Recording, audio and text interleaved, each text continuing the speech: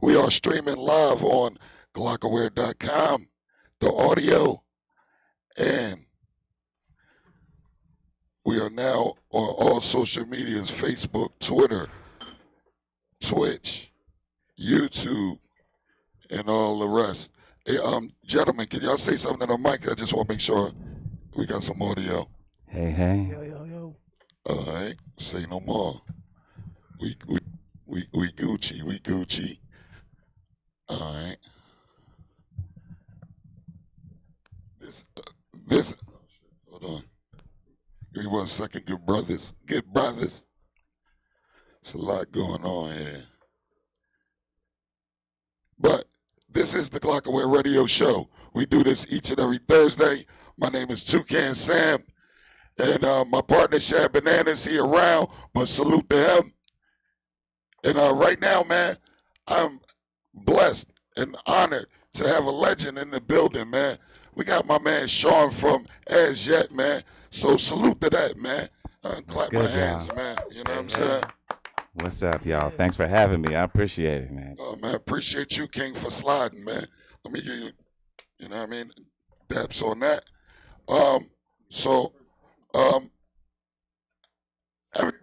Everybody got a story, you know what I'm saying? From the beginning, was it gospel? What was it? Well, you know what? You called it, though. I take that as a compliment. Right here in Philadelphia, shout out to Central High School Gospel Choir. Yes, by Wilma Safford. We were not an official choir of the school due to political reasons, things understood, explaining we had to rehearse off campus. But that being said, that was my introduction to music, as many singers get into it through gospel. And, I'm just thankful that I can still do what I do at this tender age. Hey, man, that's dope. So what part, where were you born and raised in, Well, I was born in North Philadelphia, Episcopal Hospital, shout outs, and raised in Frankfurt, FKD. I lived next to the train station.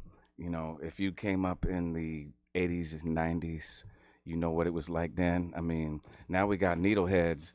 Back then we had crackheads. They're a lot faster and more dangerous.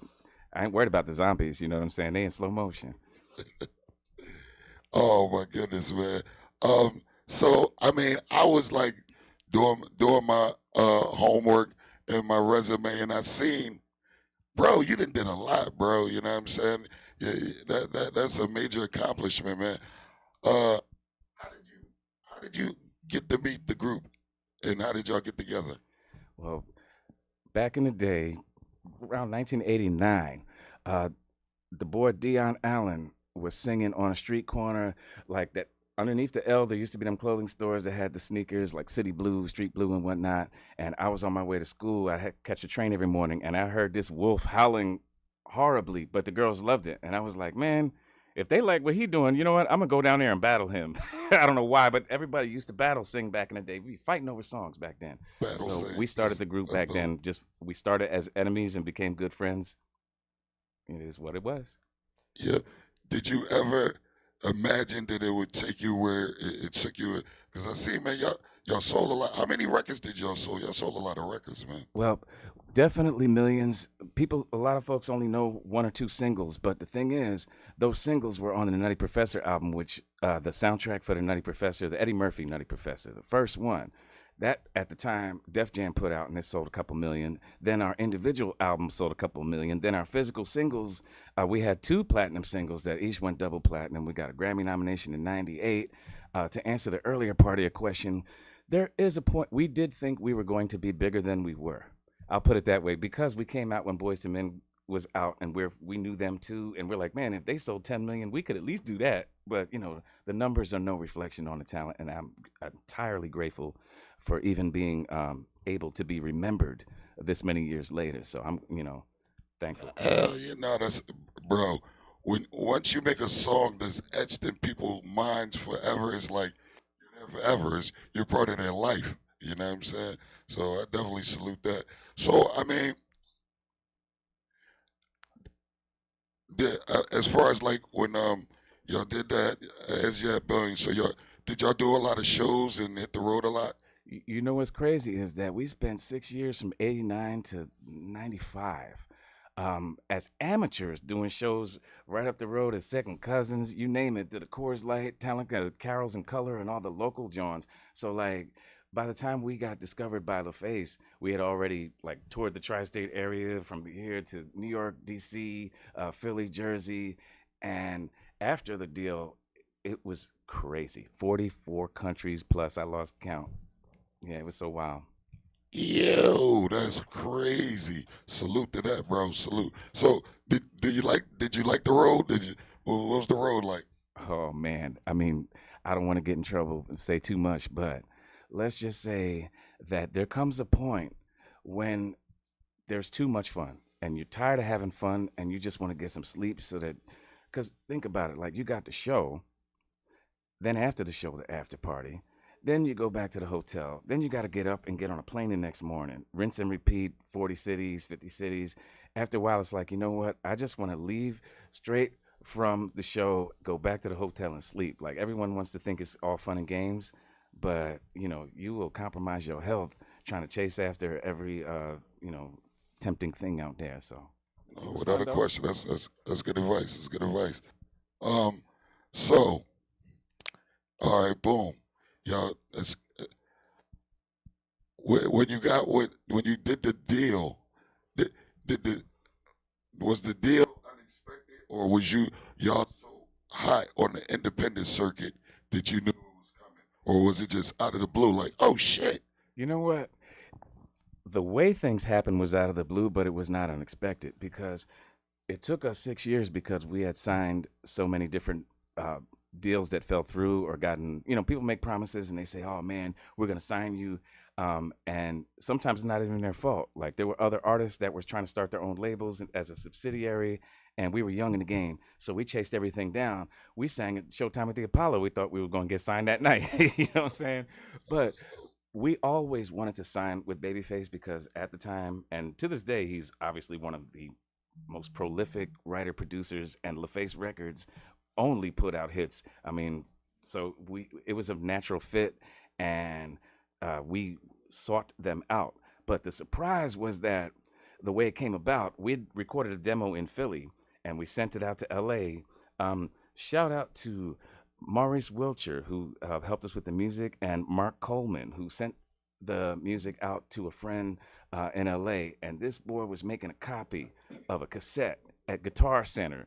And Babyface's, I want to say, I guess you call it brother in law, like the wife's brother, heard it when it was being dubbed and said, who are they? I want them and I want to play it for Babyface. And the rest is history. We couldn't have planned that. Yo, that's a man. That's God's willing, man. That's a good story. You know what I'm saying? So where do you reside now? Do you reside in Philly or?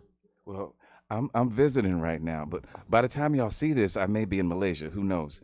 Um, I'm a citizen of the world. I'm a happily married man who resides in Killeen, Texas, but I'm also out here making some things happen. Um, got a thing going on in Atlantic City during the weekend. I'm just saying it because it's true. It's really hard to pin me down. Like I go where music takes me, so I tend not to get too comfortable in one place. Oh, hey, man, that's a good answer. Good answer. Um, it's all right.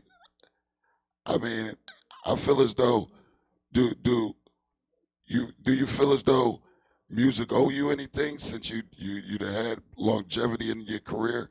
Do you feel as though because some artists towards the end of their later in their career they be like, man, I should have did this, I should have did that. Do you feel that way, or you feel as though? You know what? I'll put it like this. If I had a chip on my shoulder, I would cash it in for all it's worth. But music owes me nothing because music was a gift freely given to me. So if anything, I owe something to music. As long as I have a song in my heart, I will not die with it unsung. Period. Bong. Good answer. Good answer. Do you write your own music? Yes, I do, but I also love to collaborate because all of the greats are known by who they work with. But if you leave me alone in a room, I'll come out with a whole album. All right, y'all can go now. There's equipment here. I'm saying. So what? what you sent us some music. We didn't play it. We played it right before YouTube, so YouTube wouldn't block us. You know what I'm saying? So, but what was what was the? Give us some synopsis on the music you're pushing now. Okay, well, my latest single is called Giggity. It's been getting a lot of response. It has nothing to do with Quagmire, but it's a kind of a joke because I was working with this film director and he heard part of the song where it says, "I'm gonna get it, get it, get it, get it, get it, girl," and he was like, "Ooh, that remind me of Quagmire, Giggity," and I said, "That's what I'm calling it," because it was just too funny. And then I went and I got the footage from the Family Guy and I synced it up to make it look like he was singing it. It was really funny, but we have an official video that was directed by Jocelyn, she's on my page as well. To get a woman's perspective on a video, and she had like this really wild idea, and said, "You know what? I want to do this video. I'm riding an inflatable chicken and swinging." I'm just saying, you have to see it. It's funny because the chicken is a metaphor. Because the other word for the male chicken is, well, you fill in the blank. But the song it's a feel good song. If you like or love As Yet and you want something that's got sort of the racy lyrics like the Last Night, but it's a bop. You know what I'm saying? Like some songs you ain't got to be doing a bunch of gymnastics. You just want to lay back and just chill. Is it on social media where people can purchase it? Absolutely. You can find it on Shawn Rivera. You just type in Shawn Rivera As Yet and all my socials show up. It's easy to find me. It's on all streaming platforms anyway. So, What he said. That's right, Dame. You tell him. All right, that's what it is. That's what it is. Yo, man. Like I said, man, I'm definitely a fan. It's a pleasure for you sliding through, man. I want to salute Wild Bill for hooking us up too, man. shout out Will You Penn. know what I What's mean? good, Wild Bill? You know, Bro, right there. so as a artist as yourself, what would you tell an aspiring artist that's still trying to make it? You know what I'm saying? And trying to get in the game. You know, I'm known for saying this because it's true. I tell people, give up while you can. And the ones that don't take my advice are the ones that still belong in the game. Because if you're only doing it to get famous, I mean, you can do anything to get famous. If you're only doing it to make money, there are easier ways to make money. But if you love music and there's nothing else you imagine yourself doing, keep going and stay open to new ideas because we are all a work in progress. If you have a vision that keeps you up at night, fight for it, but don't fight against yourself trying to do everything yourself. It's okay to have a team of people that support you and will push you forward, and it's a mutually beneficial arrangement. So find yourself a good team, if I had to put it in a sentence. And if you can't find a good team, do bad by yourself, but don't bring the wrong people in. And read your contracts. Good advice. Definitely, you definitely should stay good with advice. the team that's building you. You know what I mean? It's a lot of like disloyal artists now, so we tend to try to keep people with the same folks as you started from day one until you hit that plateau. Then you can decide what we want to do. So What's your name and what you do, good brother? I'm Damon from Starbright Entertainment. I was formerly from the talk show The Untold, and me and Shawn came over here. He's working with a new group, so you should ask him about this new group. You know It's what? Hold up, though. phenomenal. Dame is being modest. See, Dame and Billy Penn, we go back to those days we were talking about before As Yet was As Yet. We were called As Yet Untitled. I was just a scruffy, grimy little street kid. Let us know. I want to know the story. So after the success, when you come back and work with the people who believed in you when you were nobody, it's full circle. We might need a whole nother show to do the whole story. Right. Absolutely. Never forget where you came from. That's dope. He's got this new group, and y'all should definitely know about y'all it. What's the need name to. of the new group? Viva Mas. They're on my page. I'll put it to you like this, right? Imagine the Puerto Rican As Yet. You got a bilingual As Yet, but we'll never be As Yet because I love As Yet, and we brothers. But that Kenny Terry from As Yet was like, oh, they sound like the Puerto Rican version of us. That's the highest compliment I could receive. 5-part harmony, Philly born and bred, Puerto Ricans of all colors, flavors, and stripes, if you will, because we all have a different mix and ratio. And it's grown folks music, but it's sexy beach music. You got party music. We've been working together. If you can see on my page, we got acapellas. What made me join that group after I was done with groups was that they sang Boys to Men acapella in English and Spanish, and I said, yo, Ain't nobody doing that. And, you know. Yo, blew you off your feet out. Hey, man, like I said, it's an honor, it's a pleasure for you sliding through. I don't want to take up too much of your time, legend. We just getting started. Come on. I'm hey, saying we'll be back for segment 2 after this. Now. You heard him. It's on camera. But definitely, man, appreciate your time. Like I said, if there's any other thing you want to promote, let us know now. You know what I'm saying? Get it out there to our listeners, you know, and after that we're gonna get back to doing what we do. All right. Well, if you are free on Saturday, there is an after party. This Saturday. In Atlantic City, being hosted by ACX1. And it's an after party for a whole bunch of artists you may know. If you've ever heard of Nori or Busta Rhymes or Soul For Real or Fat Joe, it's a whole bunch of people coming to this. They're doing a concert, and then the after party at ACX1, the only bar in Atlantic City that is over the ocean. The address is 1 Ocean Way. Come on down on Saturday night. Well, Shawn, I definitely got to get your number because we definitely going to be at AC this Saturday. We definitely going to be at the show, so we going to tap in, man, you know what I'm saying, and pop off, you know what I'm saying. Link y'all up with that, so it's going to be an after party, so if y'all ain't got your hotel rooms, y'all might want to crash somewhere because that joint don't stop till 6 in the morning. Say no more, my type of party, yikes. Party and a party. Hey, man, listen, this is the Glocawear Radio Show. This is what we do each and every Thursday, 8 to 10 p.m., authentic hip-hop. We got my man Shawn from As Yet in the building, and my guy from Untold. Starbright Entertainment. Entertainment. As Yet Untold. As Yet Untold. That's what it is, man. Appreciate it. And what's the social media show? One more time, little. We got Shawn Rivera, ShawnKurtrivera. My mom was hooked on phonics. I'm sorry. Just type in Shawn Rivera As Yet, and you'll find us on all of them. Boom. There it is. Salute to everybody that rock with us. Johnny Wishbone, I see you. Michelle, I see you. Lucci Totes, Flyboy Poe. We about to go into some more music, man. The Glocawear Radio Show. DJ Nate G's on the 1s and 2s. Don't play no music till I sign off, Nate.